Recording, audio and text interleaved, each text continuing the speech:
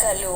తెలుగు పదములను ఒకదాని క్రిందుగా ఒకటి వ్రాసి వాటిని అడ్డముగానే కాదు నిలువుగా చదివినా అవే పదములు వచ్చిన ఎడల ఆ పదములను హారికలందురు. అది, దిక్కు అను పదములను ఒకదాని క్రిందుగా ఒకటి వ్రాసి వాటిని అడ్డముగానే కాదు నిలువుగా చదివినా, అది, దిక్కు అనే వచ్చినట్లు.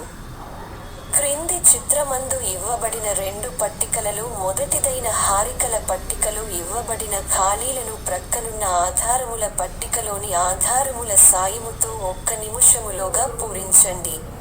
పూరించలేకపోయినచో సమాధానముల కొరకు 1 నిముషము పాటు నిరీక్షించండి.